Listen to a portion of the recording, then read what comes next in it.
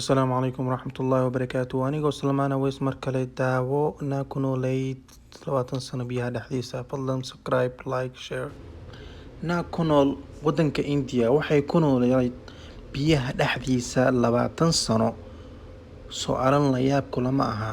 Biyaha dhexdiisa maxaa ku kalifay inay ku noolaato? Biyaha dhexdiisa waxaa kalifay inay ku noolaato cudur ayaa haagay, daawo ayay u baahneyd. Dhakhtarka ayaa yiri biyaha dhexdiisa ku noolow, biyaha ayaa ku dawoowaysa. Biyaha dhexdiisa ayay ku noolaatay ku dhawaan 14 sano. Kabacdi waxay la qaadatay biyaha inay ku sii noolaato.